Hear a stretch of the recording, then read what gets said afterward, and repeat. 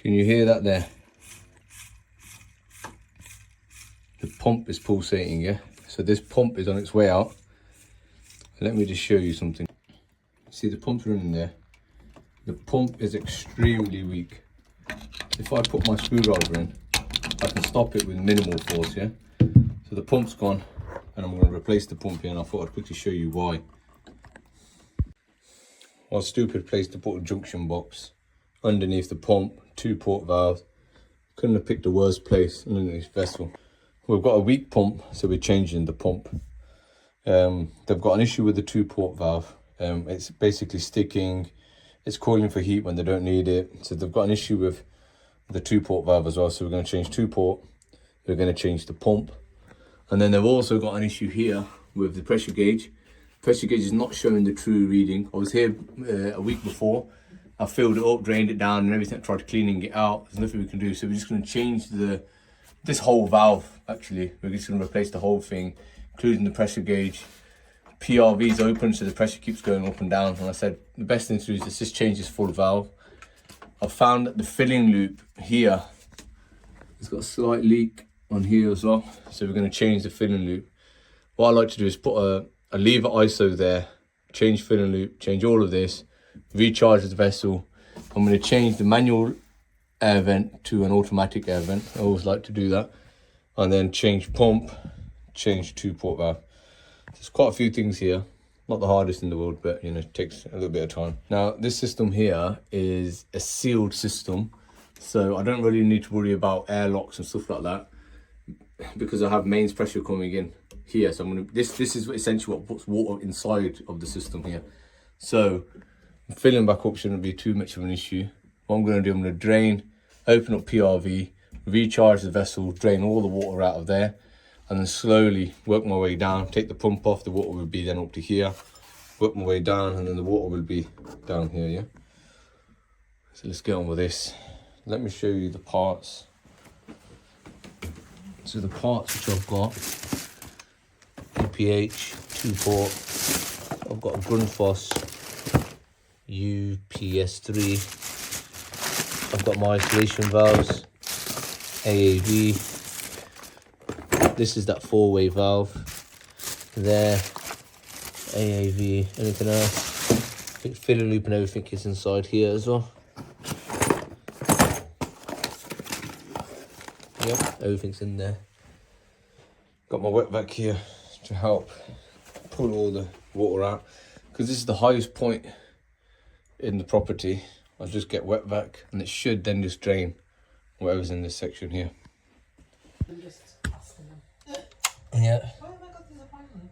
Normally we can't get appointments, and you're getting appointments for no reason. Eh?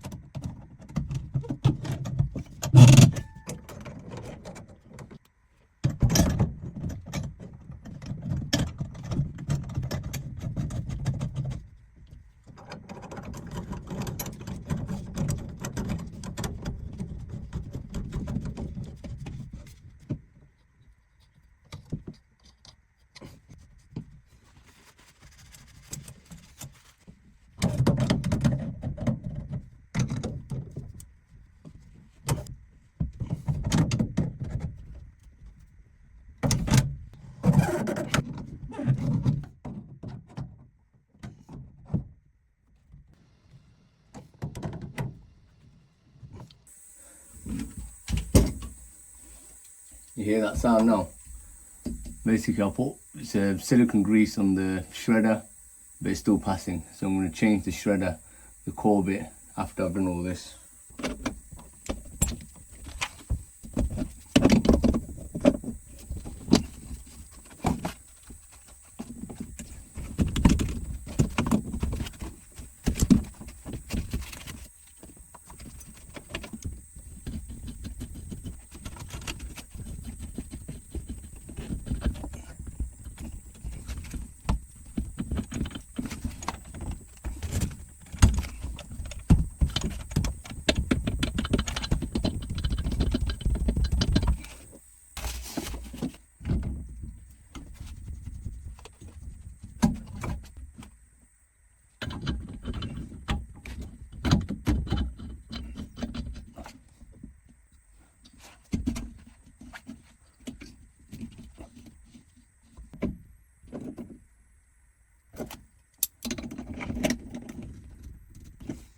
On the picture, when I bought this, it showed me this picture here. That's why I went for this valve. I actually paid a little bit extra for this one here. But as you can see, it's not the same, yeah? See, PRV connection's in a different place. So what I'm going to do is going to put a male compression elbow in there, straight down, connect that into there. I'm going to put a lever there with an automatic air vent up there. Change the filling loop and put another lever somewhere here. Just in case in the future, if this ever starts passing, they can just close that lever there. No male elbow, just normal. I've got a male coupler. Yeah, actually, what was that? Is that a male? No, it's not male.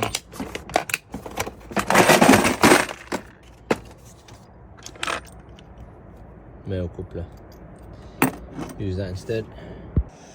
Core removal tool and the pin.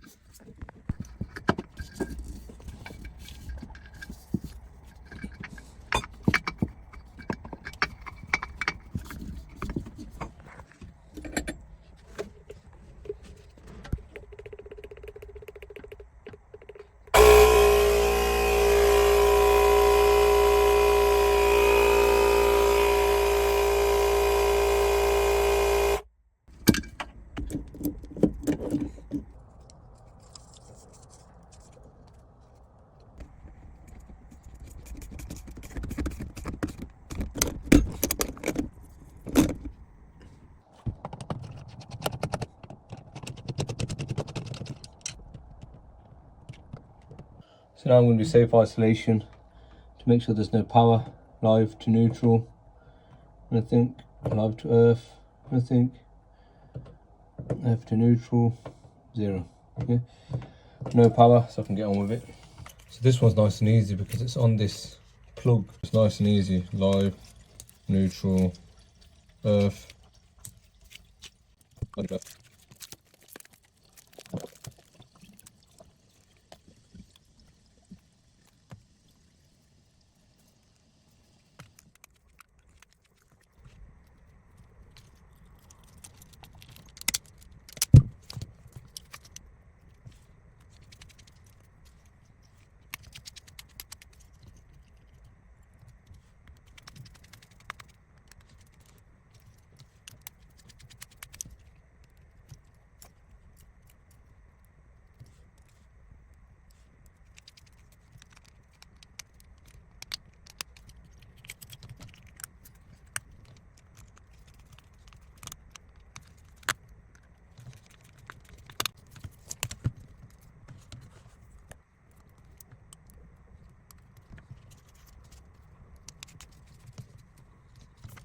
Pump's done, nice and easy.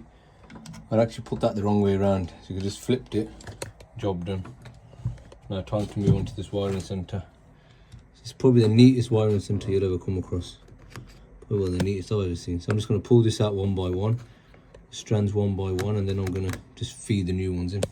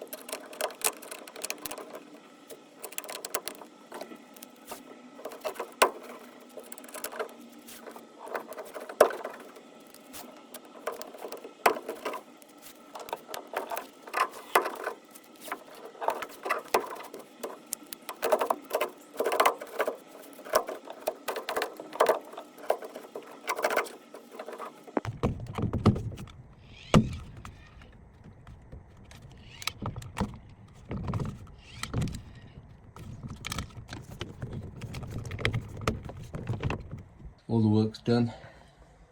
Electric's connected, motor. Need to make sure pump valves are actually open actually. I know people don't like using grips, but I do. Pump valves open.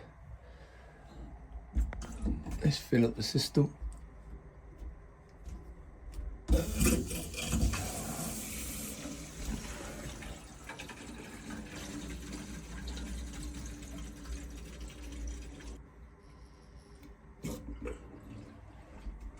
Let's go downstairs, turn the power on. Hot water demand first, make sure that's fine. Get all the air out of the system, get the pump running, and then we'll get the heating demand on after. That's why I fit an AAV. Gets rid of the air for you. Yeah, and then the reason I fit that lever, there's another reason for that, and that's for if there's an airlock or stuff like that, I can just close it and get my wet back on there and just suck all the air out. Yeah, no, I'm alright, thank you. Lights on. Heating is off. Hot water, let's put that all day. And let's go check. Turn this demand up a bit.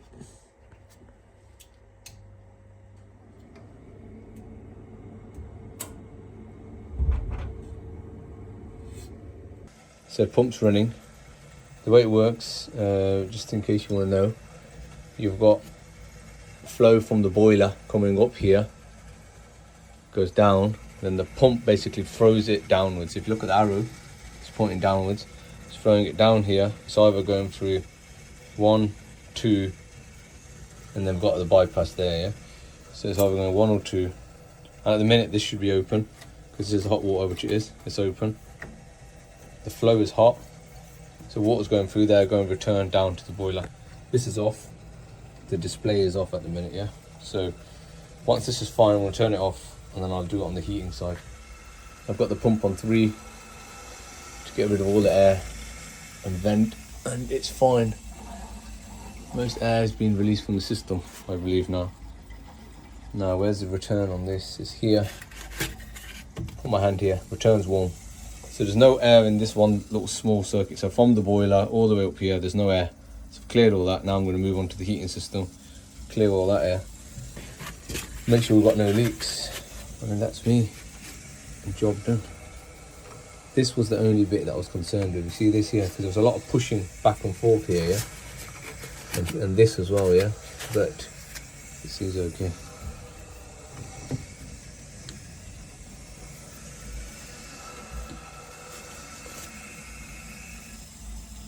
Okay, let's turn the hot water off now and put the heating on. Hot water off. Heating on.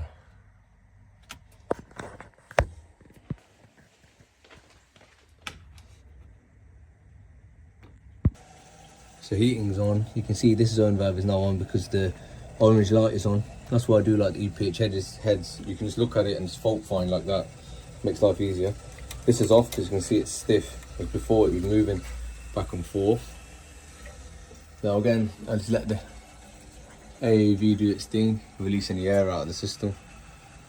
And that's it. Now I'm going to put everything back into the van.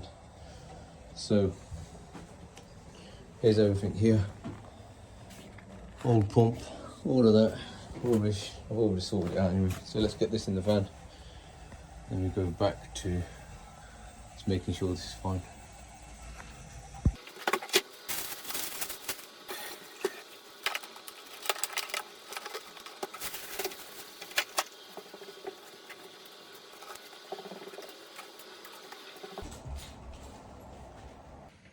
That's it, job done.